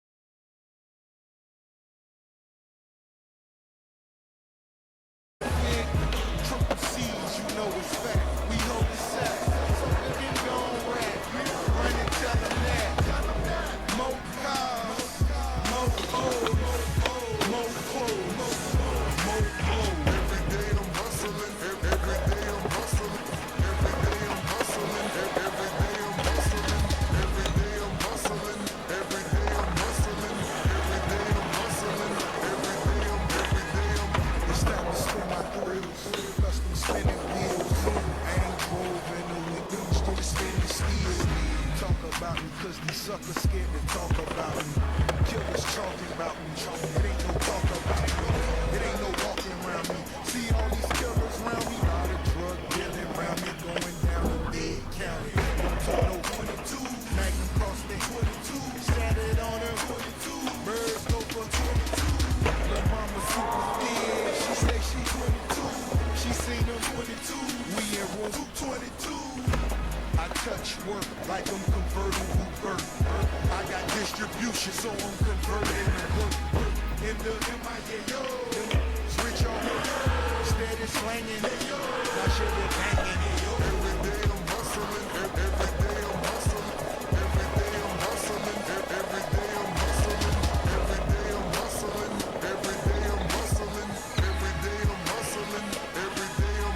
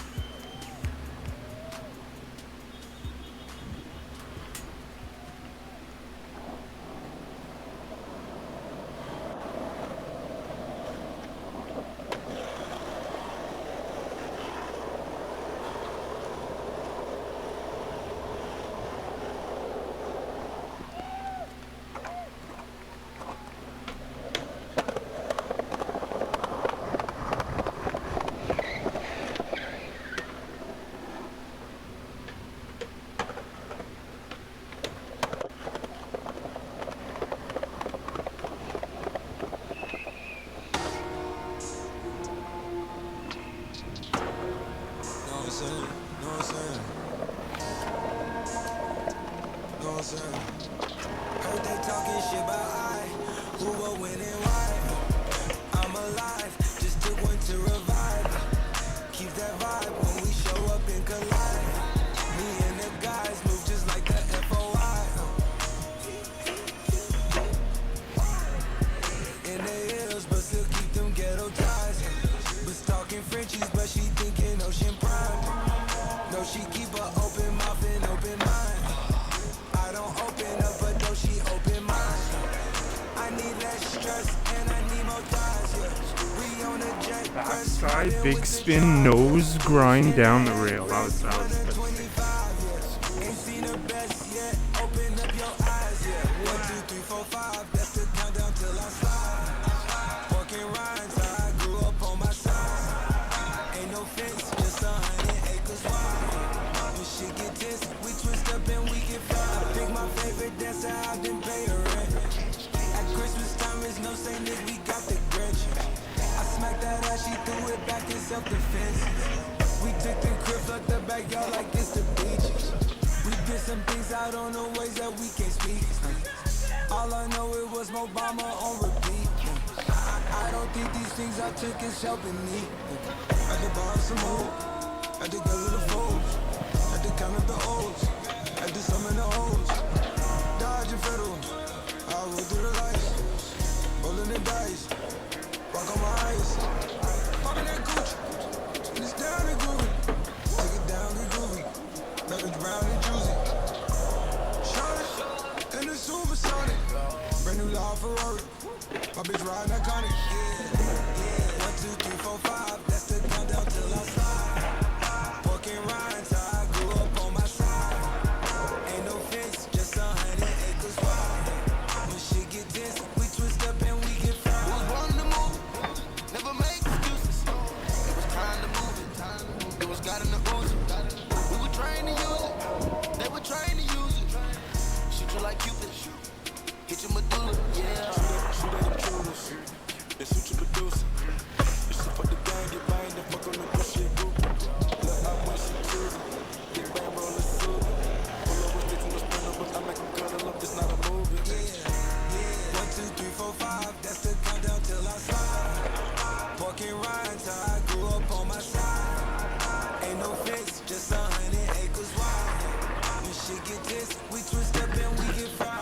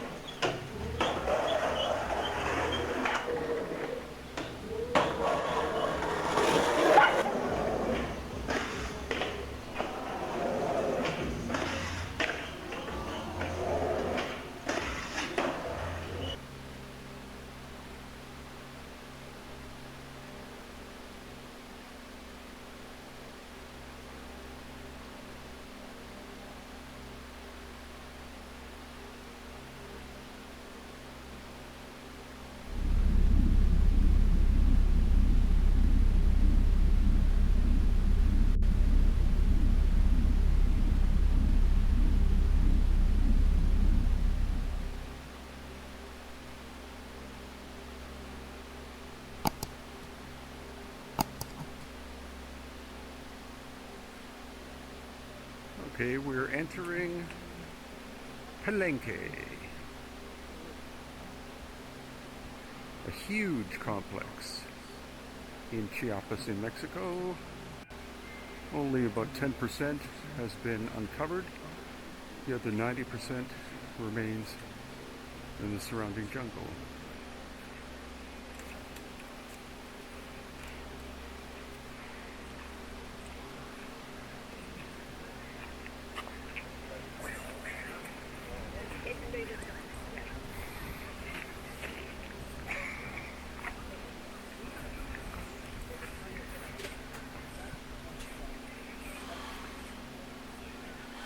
With our Mayan guide, Ricardo. Okay, amigos, come over here. I want you to get closer to this structure to see the skull. On the second column, on the second square column at the bottom, there is a skull. You notice that? Do you see it? At the bottom, yeah. Oh, yeah. Yeah, there is the head of a skull. But the skull is not the skull of a human being. It is the skull of a rabbit. The skull of a rabbit. Okay, entering the tomb of the Red Queen, who supposedly was the wife of the famous Pacal.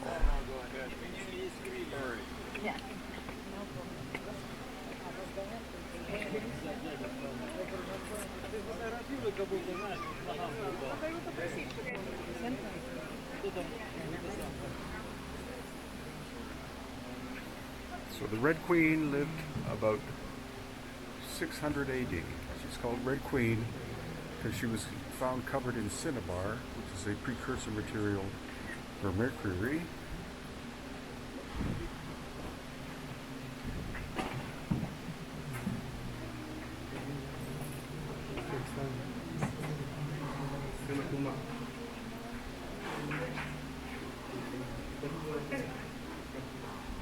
Lots of people.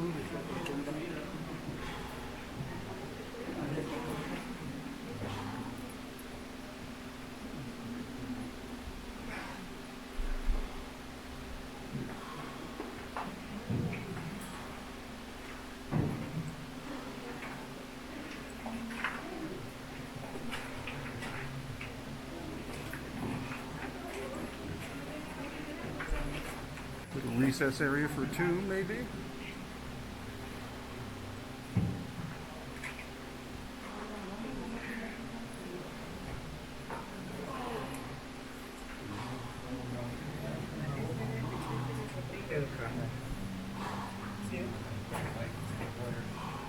So here's the tomb of the Red Queen.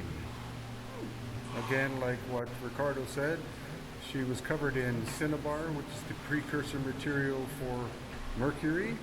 You heat up cinnabar and it turns into liquid mercury. So now we want to find out where her body is. It's not here. Is it in Mexico City or in the museum here?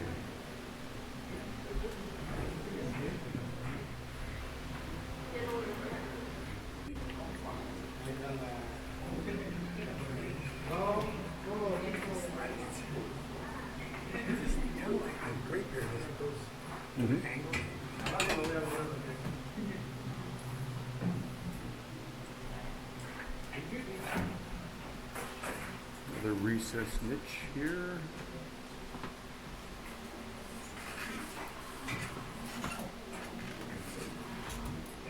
Stucco are showing there. Next time you go to Palenque, bring your binocular. Of Lord Because Pacal. with your binocular, you can see what I am saying. So Pacal is up there showing the baby, the first baby, and one more important thing. There is a window on the wall on the right of the temple of Jack, and there is another window on the left. Those windows let the light of the sun in the temple of Jack on the solstice.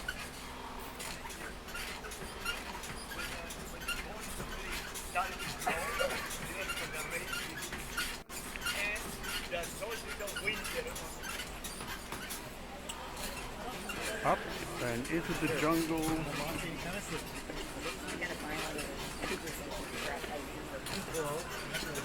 Are you trying?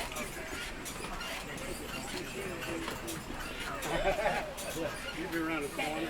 You have to clean it up. Oh, that's true.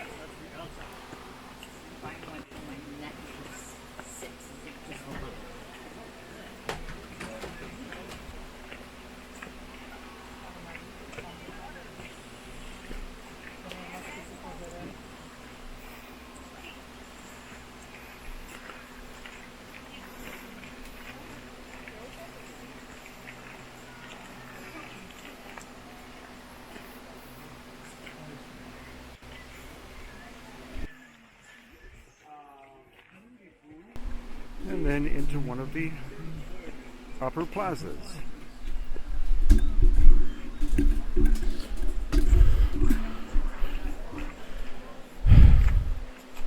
Thanks for being here. We're doing the post-workout flex. Thanks for being here, everyone.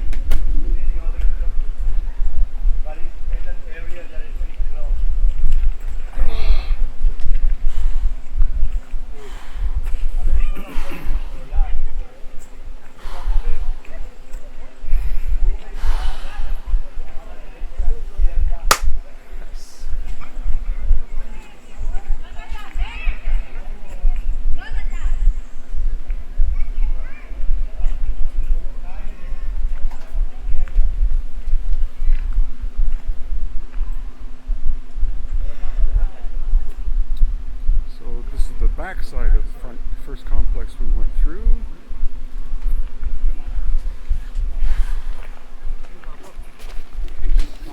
Thank you for being here. Heavy duty reconstruction. Thanks for being here. Sprayed somebody, probably. Maybe.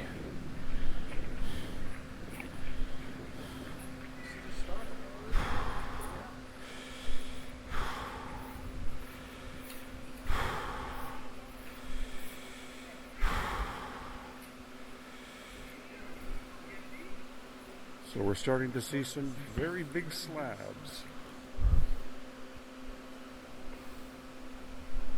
Alright, we're gonna raid Ilu. We is gonna raid Ilu and shit.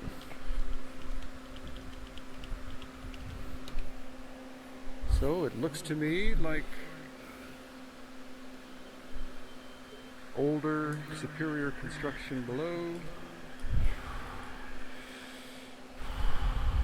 Inferior construction above.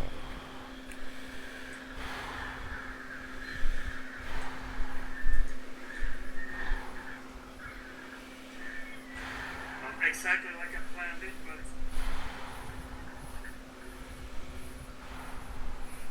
look, I guess. Yeah, it's good. There will be a TV.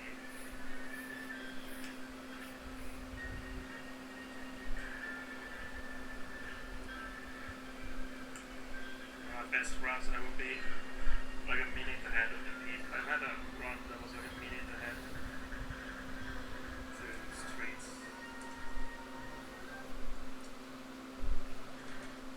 So again, we have smaller stones with lots of mortar.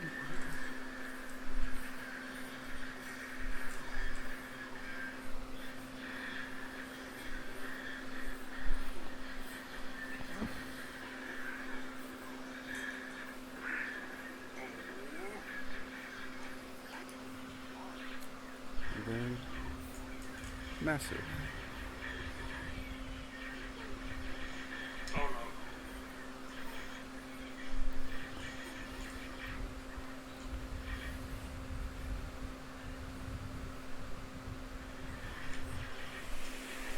And on the way out of the complex.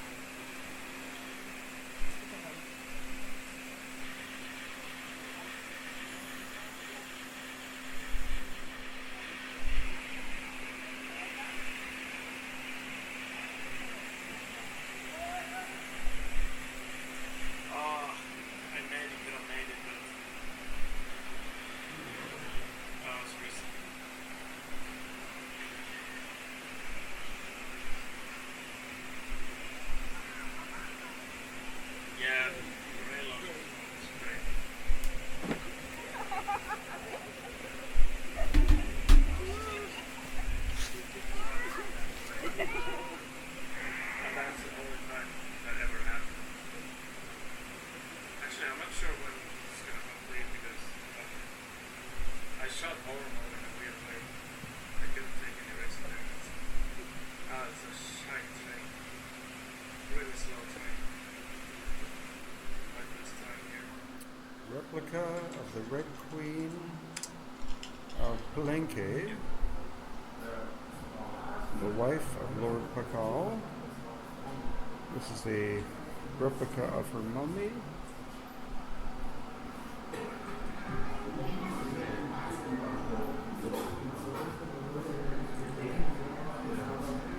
There's evidence that she had cranial deformation or a bound head.